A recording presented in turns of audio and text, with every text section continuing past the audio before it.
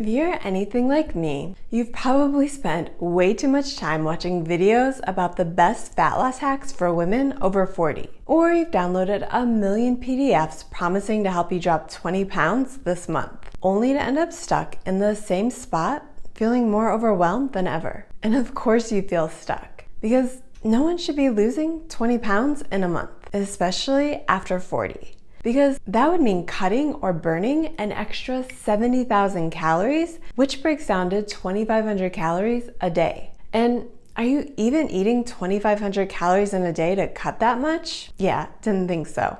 So now that we've broken down just how unrealistic all of these flashy fat loss plans are, today I'll show you 5 tiny fat loss habits that work, unlike those crappy quick weight loss plans that 90% of dieters keep running back to. The good news is, if you're over 40 like me, you don't need the perfect plan. And none of us need to eat like sad little rabbits. Because actual fat loss isn't just about finding the habits that work, but also the ones that you can stick to. Not perfectly, but consistently. Which lands us smack dab in the middle of the first tiny habit you need to adjust. Let's be real. You don't need the perfect plan. And your quest to figure that out is getting you nowhere. So instead of scrolling for your next big idea, all you actually have to do is just get started. I used to spend hours analyzing elaborate meal plans, figuring out what swaps I could make since I knew I wouldn't eat half of the foods listed. Because jicama? What even is that, and what are you supposed to do with it? But even after making my swaps, guess how many times I actually followed through with those plans? Exactly 0. Sure, I'd start strong with some perfectly portioned breakfast, but by lunch, mama wanted something hearty, not jicama. Wait, did I really just refer to myself as mama? Well, anyway. So I'd veer off plan.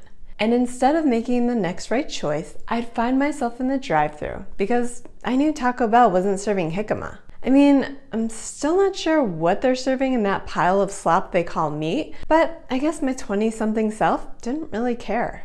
It wasn't until I stopped searching for the perfect meal plan and I started taking messy, imperfect action with meals that I'd actually stick to that things finally changed. And honestly, most days my meals are far from perfect. In fact, I eat nachos 2 or 3 times a week.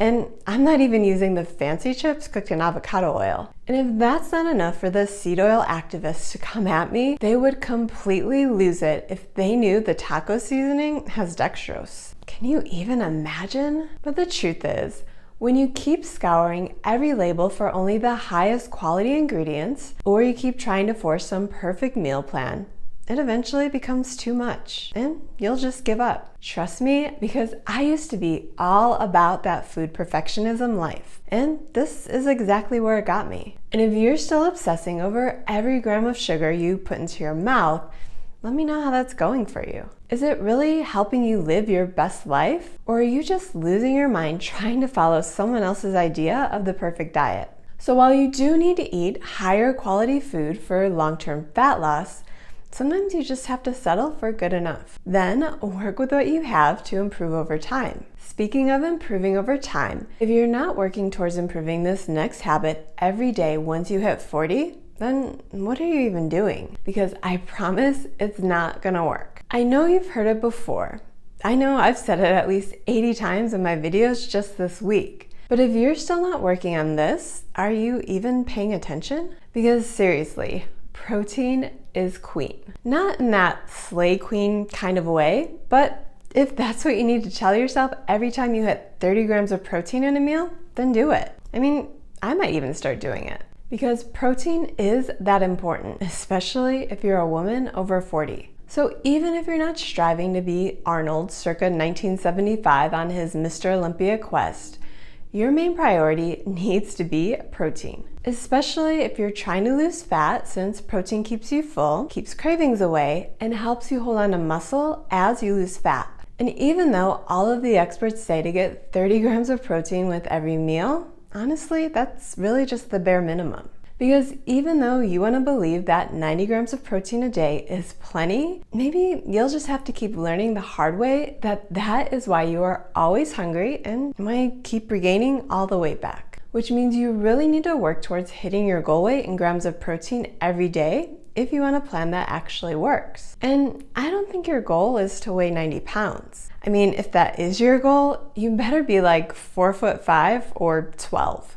Or else you're probably watching the wrong channel. Even though eating 130 grams of protein or more might sound like a lot, it is way easier than you think. In fact, I have an entire playlist on my channel with ideas for meals that have close to 50 grams of protein in just one sitting. As long as you're prioritizing high protein foods like lean meats, Greek yogurt, eggs mixed with egg whites, since eggs alone aren't really that high in protein, and even high quality protein powders if you're still struggling, that leads to way more progress and way less face planting into a bag of Doritos by 3 p.m. Because ladies, we are not about that life anymore. But the life we are about is summed up in this next habit. Since I'm posting more often these days, I think I can officially call myself a YouTuber. And from one YouTuber to another who keeps posting videos about how she lost 50 pounds with no exercise, that's not something to brag about. Because that's one of the biggest reasons 90% of people regain every pound they lose. And as someone who's recently stepped up her steps, literally,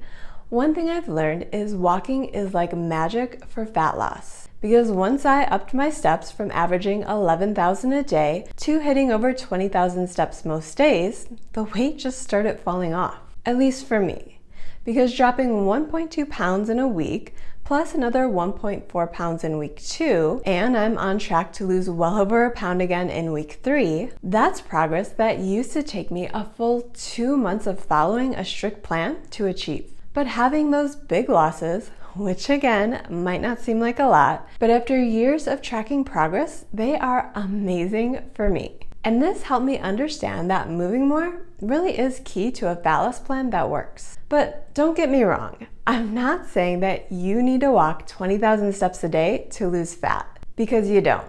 No one does. But if you're a typical sedentary adult, working up to 8 to 10,000 steps a day can absolutely help you get results. That's exactly what I did, and honestly, my results have been way better than I expected. And it's not that walking burns 1,000,000 calories, because let's be real, for most people, it doesn't.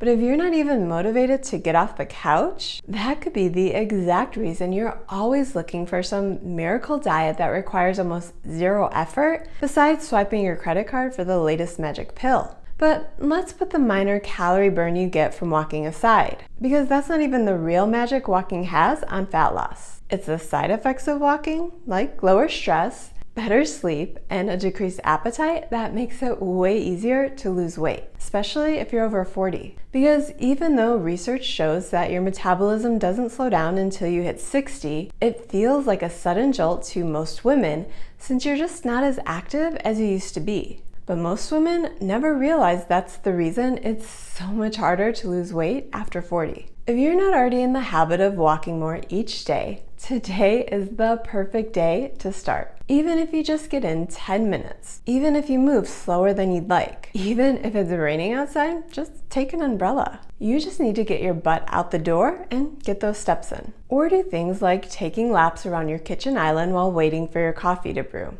because it all adds up. Speaking of which, if you're ready to commit to these habits, but you have no idea how to fit it all into your already overscheduled life, that's where this next habit comes in. Even though we block time for work meetings, dentist appointments, and even for scrolling through cat videos, why not block time for our health? Heck, you can even focus on your health while watching cat videos if you at least get steps in while you scroll. Cat videos or not, if you don't find time for your health now, you will be forced to find time for being sick and helpless later. It's the one thing you need to focus on if you want to keep making it to all of life's other appointments. Back in the day, I was the queen of excuses because I was too busy or too tired, and I really just wanted to spend the weekend with my friends, so I'll just start Monday. But let's be real. If you don't make time for this now, it's not going to happen. Whether your goal is to lose 20 pounds or build habits to keep it off, you won't magically find time later if you keep putting it off now. That's why I focus my big habits first thing in the morning. Hydrating, stretching, working out, and getting 7,000 steps in before anyone else even wakes up. But if your mornings are busier than mine, schedule those habits directly into your calendar. Treat your workouts like appointments and use your coffee breaks to chip away at your steps. Start prioritizing your health like it's your job, because it is. And if you don't stay healthy for your family, who will? And the good news is, you'll still get paid, just in smaller pants and more energy instead of cash. Even if it's just 10 minutes here or 15 minutes there. That's something, and it's good enough to start making some real progress. Speaking of good enough, let's talk about food, because that's where 90% of your results come from. None of us need to eat like those Instagram influencers, because really, all of those influencers with their kale salads and $25 jars of nut butter, show me one who was ever actually fat to begin with. And while we're at it, show me someone, anyone, who's ever lost 100+ pounds who actually thinks kale doesn't taste like dirt. If you're spending hours making meals with $16 ingredients that you'll only use once just so you can call it keto, trust me, it's not worth it. For me, good enough means a decent portion of protein, some basic veggies like lettuce, onions, and tomatoes, all piled on top of a low-carb tortilla and topped with sour cream. My plate doesn't look fancy, and all of that meat doesn't always fit on the tortilla. The point is, it is good enough. But if you keep waiting until you have the perfect Instagram plate before you eat healthy, that's why you're not losing weight. Even though my favorite meals aren't fancy, they are low enough in calories and high enough in protein to keep me in a deficit, and that's really all that matters. Who cares if it looks pretty? Everything tastes amazing, and it'll help me with my goals, even though I'm not adding some long-lost ingredient that some health influencer swears will melt fat. Spoiler alert, it won't. Especially since the only way to actually burn fat is to eat in a calorie deficit, which means good enough is exactly what you need to keep moving forward. And while adding every one of these tiny habits to your daily routine will help you get results, none of them will work if you don't start your day on the right track, which you can learn exactly how I do that in this video. I show you 5 morning habits that speed up fat loss, which actually work, since once you get the first hour under control, it makes the rest of the day so much easier.